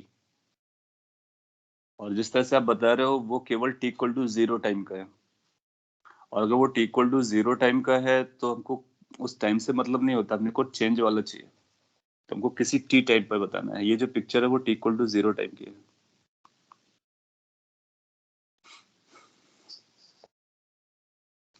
चलिए मैं बताता आपको, ध्यान से ऑब्जर्व करिए।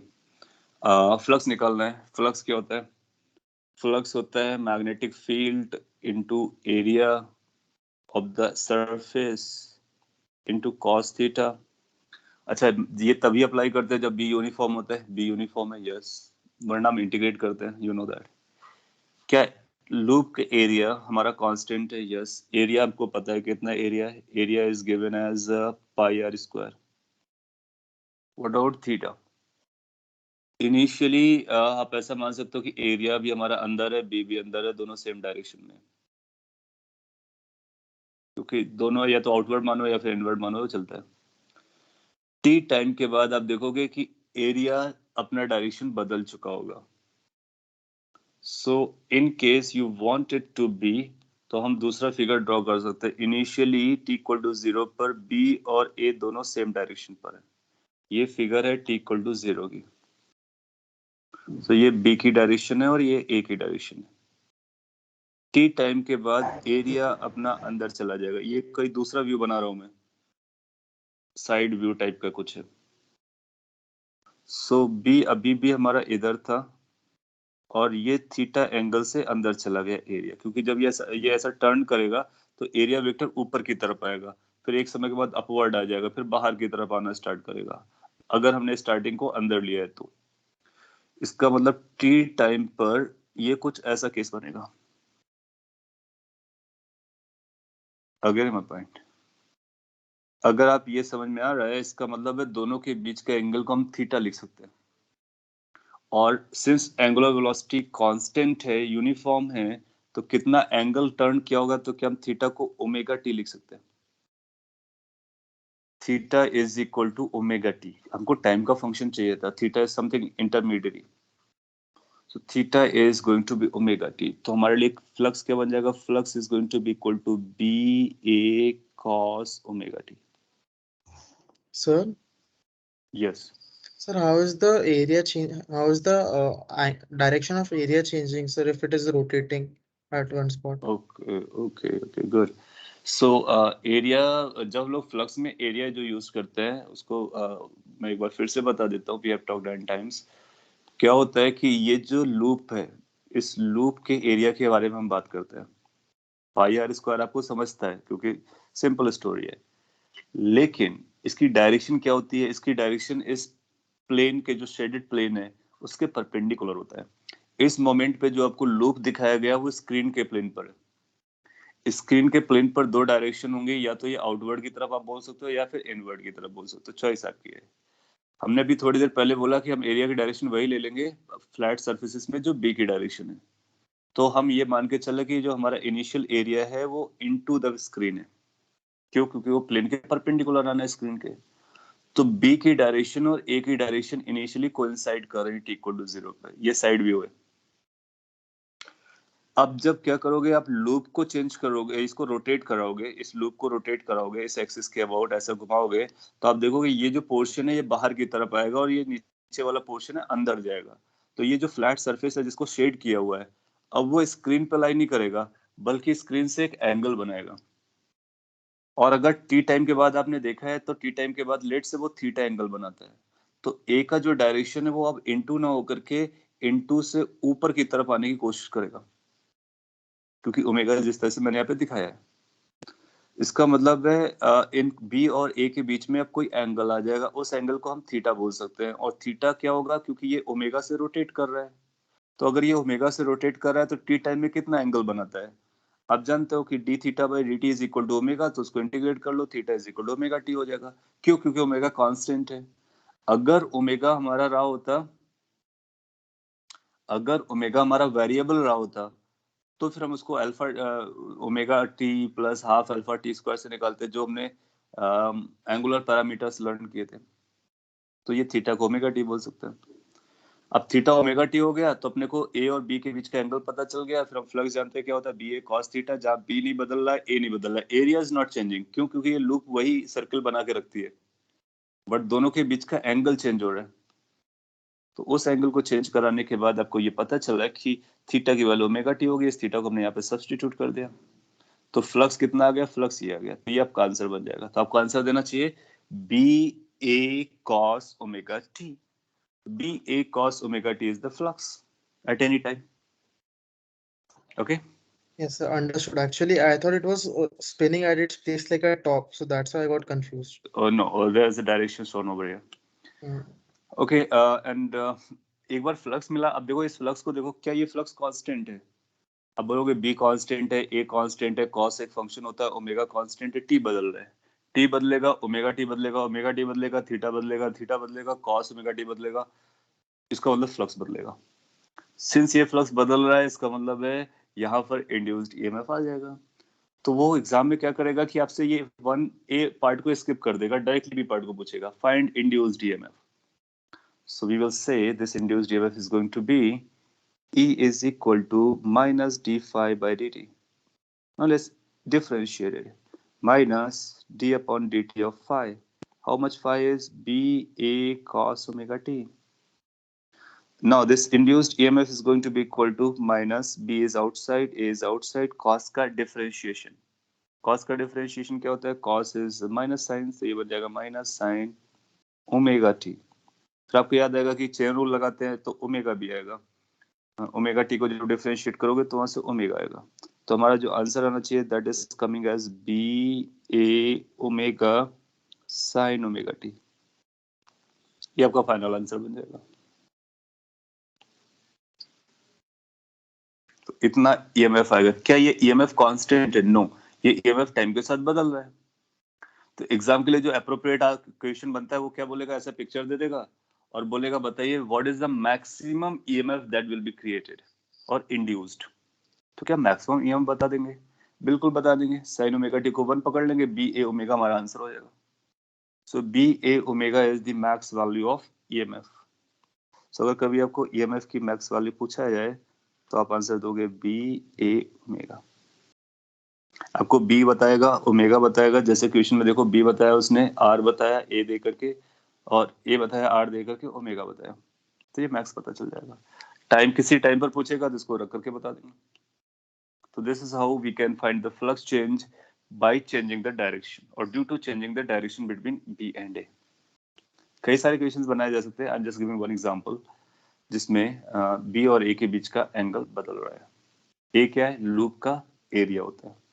उसकी डायरेक्शन भी हम समझ रहे हैं. Okay, so this is going to be second example. और फर्स्ट एग्जांपल आपने यहाँ पे देखा जो ए के चेंज होने से लिया. एक नेक्स्ट एग्जांपल लेते हैं जिसमें बी चेंज हो रहा हो. लेट्स से आपसे ऐसा बोलता है कि आपके पास एक कंडक्टिंग लूप है और वो यहाँ पर रखी हुई है, और इस स्पेस पे जहाँ पर ये रखी है वहां पर यूनिफॉर्म मैग्नेटिक फील्ड बी लगा हुआ है. बी यूनिफॉर्म है. वो इनवर्ड और आउटवर्ड कहीं भी लगा सकता है जिससे कि फ्लक्स हमारा कैलकुलेशन आसान रहता है. किसी एंगल पे लगाएगा तो फिर एंगल पता करना पड़ता है. This is what? This is conducting loop. Is a conducting loop. It does not carry any current initially और बी यूनिफॉर्म है. और इसका रेडियस अपने को जरूरत पड़ेगा तो रेडियस हम यहाँ पे लिख लेते हैं. ये रेडियस आर है. क्वेश्चन है if magnetic field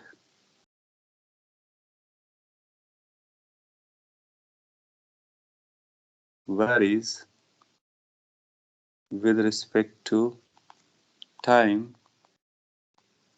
as b is equal to b naught t square, then find induced EMF in the loop. अब यहाँ पर कंफ्यूज नहीं होना आपको. देखो यहाँ पर लिखा मैग्नेटिक फील्ड वेरीज और यहाँ पर लिखा मैग्नेटिक फील्ड इज यूनिफॉर्म. तो आपको ऐसा लग सकता है कि एक तरफ तो यूनिफॉर्म बोल रहा है, दूसरी तरफ बोल रहा है वेरीज. तो ये कैसे हो गया? तो मतलब ये है कि ये यूनिफॉर्म मतलब हर लोकेशन पर वही है, और वेरीज किसके रिस्पेक्ट पे? टाइम के रिस्पेक्ट में. इसका मतलब ये कांस्टेंट नहीं है लेकिन यूनिफॉर्म है. So it is uniform but not constant. Try कीजिए, ये आप कर सकते हैं. सिंपल है, आंसर भी आ जाएगा. सो आपको बी दिया गया है, ए के लिए आर दे दिया गया है, और कंडक्टिंग लूप को आप चेंज नहीं कर रहे हो, वो स्टेशनरी है, ऐसा ही रखा हुआ है. मैग्नेटिक फील्ड की डायरेक्शन नहीं बदल रही है, तो दोनों के बीच का एंगल चेंज नहीं करेगा. उनको हम जीरो ले सकते हैं. They are in the parallel direction. And then you see कि क्या चेंज कर रहा है? मैग्नेटिक फील्ड चेंज कर रही है. फ्लक्स कैलकुलेट करना है, अब बता सकते हो.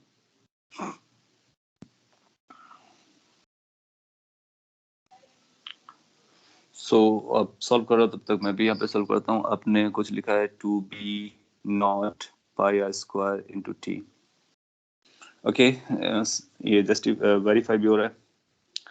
सो हम लोग ऐसा बोलेंगे कि induced EMF is minus d phi by D t, और ये जो minus d phi by D t है उसमें फाई चाहिए होगा. फाई की जगह हम लोग लिखेंगे B into area into cos zero angle हम लोग 0 पकड़ लेते हैं, अब चाहो तो 180 ले लो, फिर उसके हिसाब से प्लस माइनस का अंतर आएगा।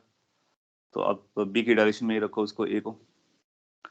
सो ये बन जाएगा अपने लिए cos 0 1 हो गया, ए कांस्टेंट है, बाहर आ जाएगा क्योंकि एरिया नहीं बदल रहा है। डी अपॉन डी टी लगेगा किस पे, बी पे। बी बाहर नहीं आएगा, क्यों? क्योंकि बी टाइम का फंक्शन है, तो जो टाइम का फंक्शन होता है वो डिफरेंशिएट हो जाएगा। नाउ ए का वैल्यू कितना है, A simply pi are square, और डी अपॉन डी टी करना है, किसको डिफरेंशिएट करना है, बी डॉट टी स्क्वायर को। तो ये तो बहुत सिंपल डिफरेंशिएशन है, जहां पर बी नॉट क्या रहा होगा, कांस्टेंट रहा होगा। हालांकि मैंने लिखा नहीं है, बट इट्स ऑब्वियस कि बी नॉट कांस्टेंट है। तो ये बन जाएगा minus twice pi are square B not into t. ये आपके लिए ईएमएफ हो जाएगा। अगर आप इसका माइनस नहीं देते हो, प्लस देते हो तो भी चलेगा, ऑप्शन में वो एक ही वैल्यू देगा, तो उसी को आपको मार्क कर देना है। और वो माइनस का क्या रोल आ रहा है, वो हम लोग जब डायरेक्शन समझेंगे तो पता चल जाएगा कि माइनस का क्या रोल है। माइनस सिंपली ये बता रहा होगा करंट किस डिस्टेंस में जाएगी, क्लॉकवाइज या फिर एंटी क्लॉकवाइज, और वो अपना आप भी पढ़ना बाकी है। सो ये 3 टाइप्स के एग्जांपल्स मैंने आपको करा दिए। अब इसमें n नंबर ऑफ एग्जांपल्स मिल सकते हैं, जो या तो मैग्नेटिक फील्ड को चेंज करेगा, या फिर इस रेडियस को चेंज करेगा, या फिर इनके बीच के एंगल को चेंज करेगा, या फिर नंबर ऑफ कॉइल्स को भी चेंज कर सकता है। तो अपने को बेसिकली क्या करना है, पहले फ्लक्स निकालना है। एक बार फ्लक्स आ गया, उसको डिफरेंशिएट करना है, ईएमएफ आ जाएगा और अपना काम हो जाएगा। ईएमएफ कैलकुलेशन का काम हो जाएगा। एक बार हमारा ईएमएफ कैलकुलेशन का काम हो गया, तो अपने को डायरेक्शन पे काम करना है कि डायरेक्शन कैसे डिसाइड करते हैं, कि क्लॉकवाइज है तो इन सारे क्वेश्चंस के हम लोग डायरेक्शन भी डिसाइड कर लेंगे। अभी अपने पास टाइम भी है, तो समझ लेते हैं और समझने के साथ उसको यूज भी करते हैं। डायरेक्शन डिसाइड करने के लिए हम इस माइनस साइन को इंटरप्रेट कर सकते हैं, जो माइनस साइन है, और उससे भी बेटर हमारे पास एक ऑप्शन, एक लॉ है जिसको हम लोग लेंज लॉ बोलते हैं।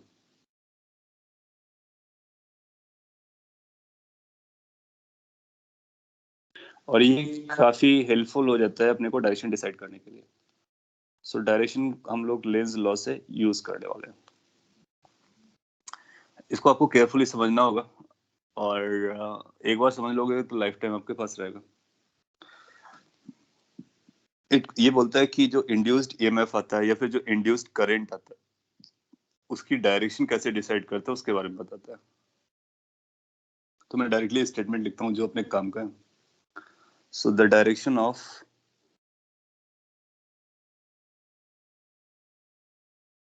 Induced current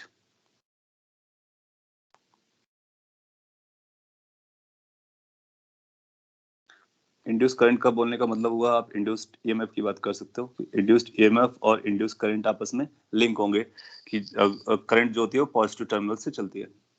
so the direction of induced current is such that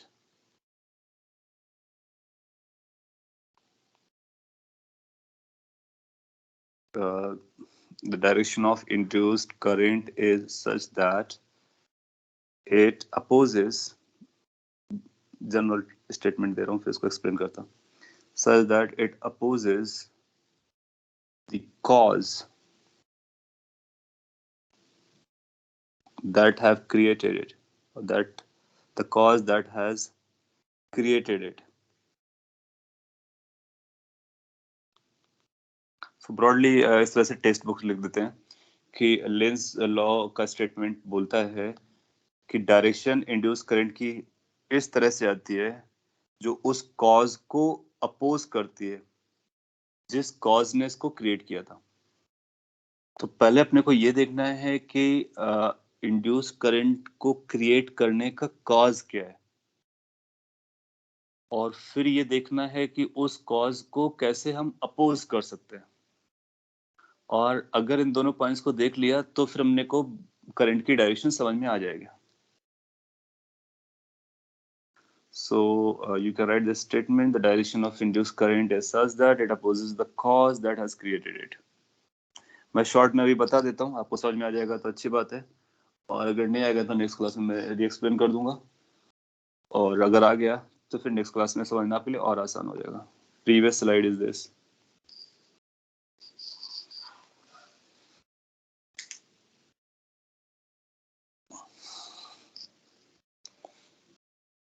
Okay, so if you've done this with, we can go to understand this thing. अभी आपको इसका PDF मिल जाएगा, तो वहां से भी आप देख लेना। इसको समझ लेते हैं। नाउ इंड्यूस्ड EMF या इंड्यूस्ड करंट को क्रिएट करने का कॉज क्या था? क्या कॉज था? कॉज समझते हैं। Cause is change in flux. तो cause is change in flux.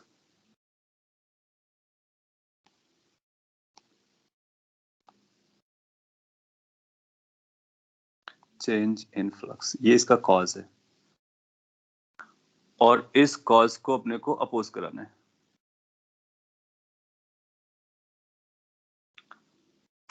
So change in flux के बारे में बात करते हैं।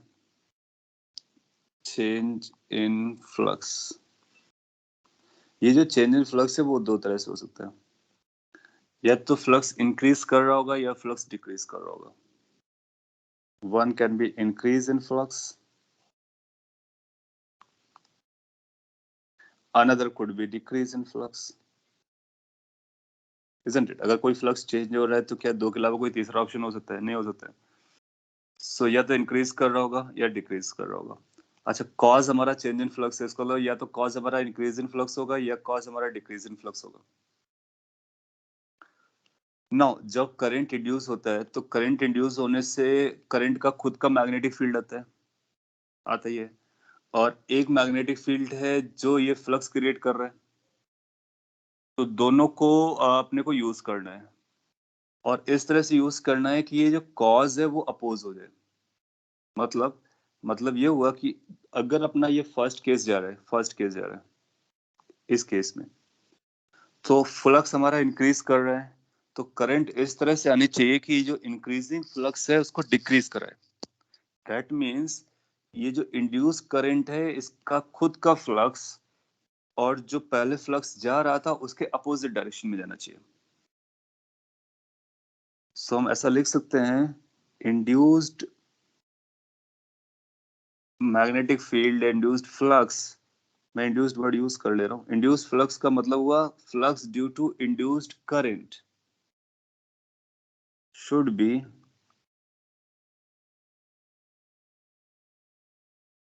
opposite to original flux. और आपको पता होता है कि जो फ्लक्स है वो बेसिकली मैग्नेटिक फील्ड की डायरेक्शन में होता है। तो हम इसको ऐसा भी बोल सकते हैं कि induced magnetic field should be opposite to the original magnetic field. Second case में क्या करना है, फ्लक्स हमारा डिक्रीज कर रहा है, फ्लक्स डिक्रीज कर रहा है जिसकी वजह से ईएमएफ आया है, तो हम इस डिक्रीज का अपोज करेंगे। आप सोचो, अगर आप डिक्रीज का अपोज करना चाहते हो तो डिक्रीज का अपोज तभी कर सकते हैं जब उसको बढ़ाया जा सके। तो इसमें हम इस तरह से करंट को फ्लो कराएंगे जिससे कि इंड्यूस्ड ईएमएफ जो आए या फिर जो इंड्यूस्ड फ्लक्स आए वो किस डायरेक्शन में पॉइंट आउट करे, should be in the same direction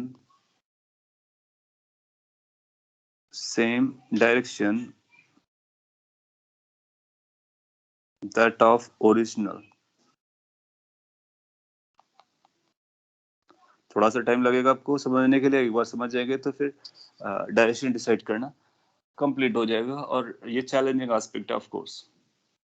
तो मैं क्विकली इसको रिवाइज कर देता हूँ, फिर बाकी सारे जो एग्जांपल्स किए उस पर डायरेक्शन डिसाइड कर देता हूँ। क्या करना होता है, कॉज पकड़ना होता है। कॉज होता है फ्लक्स चेंज। फ्लक्स चेंज में दो ऑप्शन है, या तो फ्लक्स बढ़ रहा होगा या फ्लक्स कम हो रहा होगा, और दोनों को हम अलग अलग ट्रीट करेंगे। अगर फ्लक्स बढ़ने वाला केस है, उस केस में हम देखेंगे कि करंट जो हमारे पास दो ऑप्शंस होंगे उनमें से कौन सा ऑप्शन लेना है। वो ऑप्शन लेना है जिसमें उस करंट की वजह से जो फ्लक्स है वो ओरिजिनल फ्लक्स को अपोज करे, क्योंकि ओरिजिनल फ्लक्स हमारा बढ़ रहा है, तो इसके बढ़ने को अपोज करने का मतलब उसको डिक्रीज कराना है, तो उसके अगेंस्ट जाना पड़ेगा। सेकेंड केस में फ्लक्स हमारा डिक्रीज कर रहा है, इस डिक्रीज का हमको अपोज करना है, तो इसको बढ़ाना पड़ेगा फ्लक्स को। इसको बढ़ाने के लिए हमको जो करंट का फ्लक्स आना चाहिए वो सेम डायरेक्शन में आना चाहिए।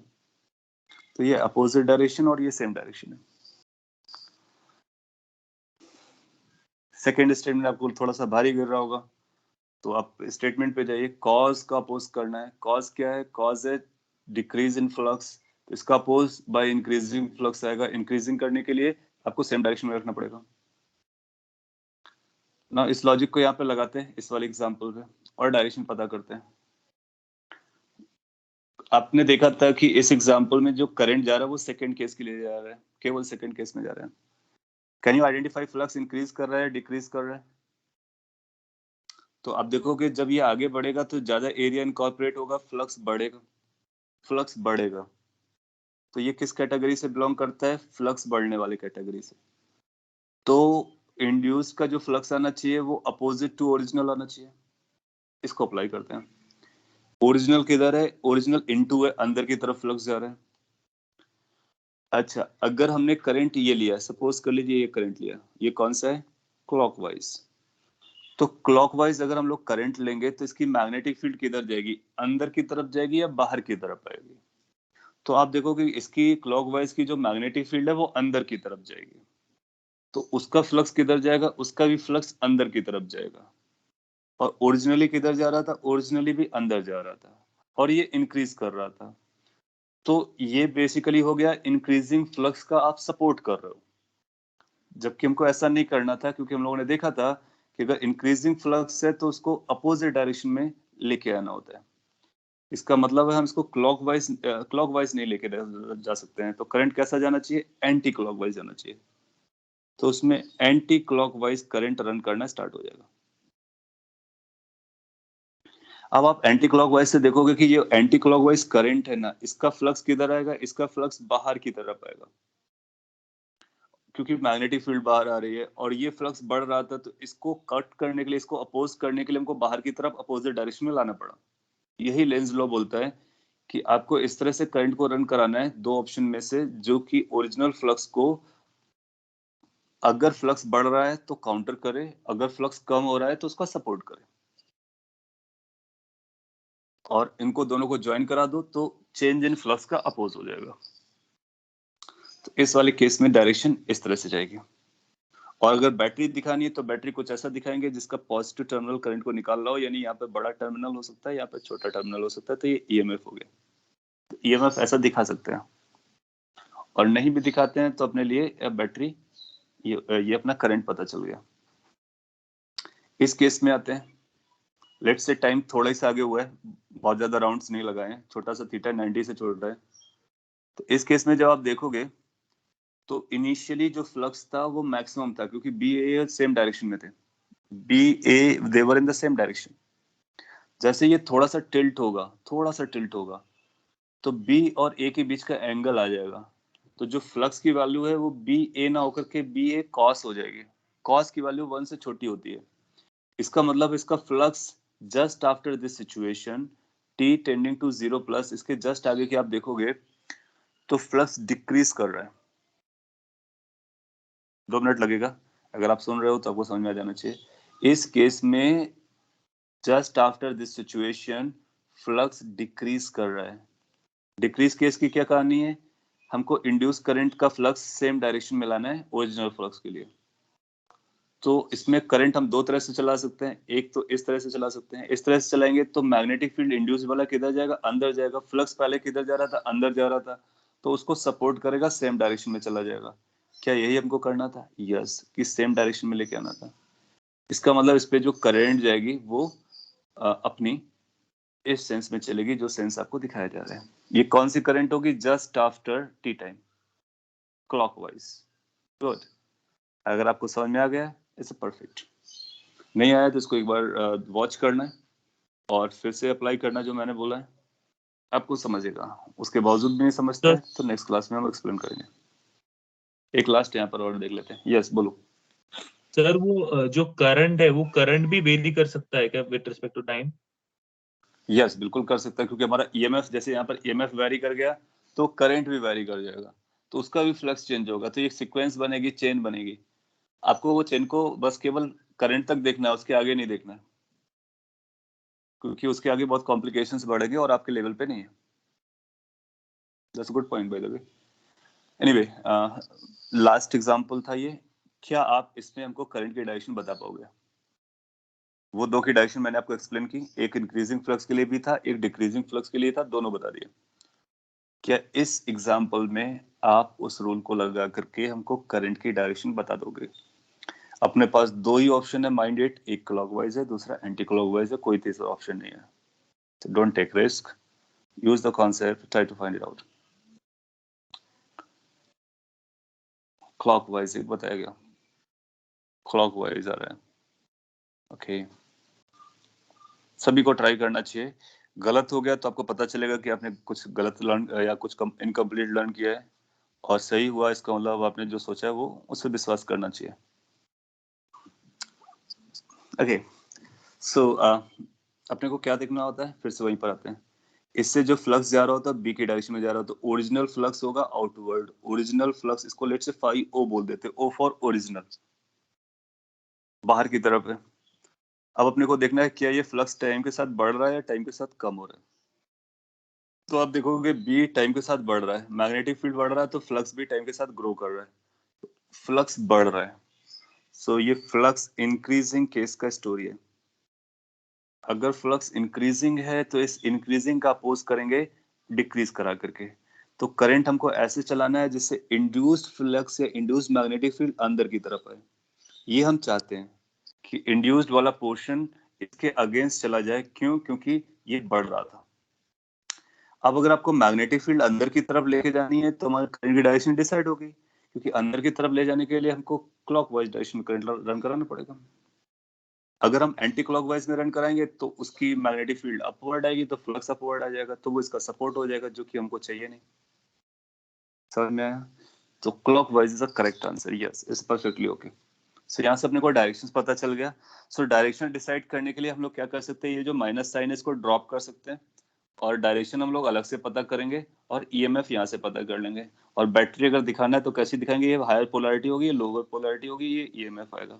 ये ऑटोमेटिकली आता है, दिखता नहीं है, और इसी की वजह से करंट चल रहा होता है. सो दिस इज फंडा ऑफ इंड्यूस्ड ईएमएफ और इलेक्ट्रोमैग्नेटिक इंडक्शन. आगे जितनी भी स्टोरी है आज के लेक्चर पे बेस्ड है, इसलिए आज के लेक्चर को आप एक दो बार रिवाइज करें और सारे पॉइंट्स को समझें. आई ट्राइड माय बेस्ट कि जिसमें हम बहुत सिंपल तरीके से उसको रिप्रेजेंट कर सकें, और अगर आप फोकस दोगे तो आपको 100% सीखेगा. नेक्स्ट क्लास में इसके आगे चलना है.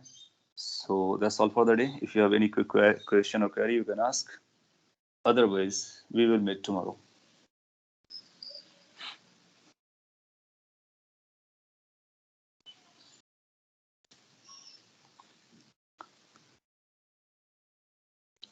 Okay, if there's nothing, thank you guys. Have a great time.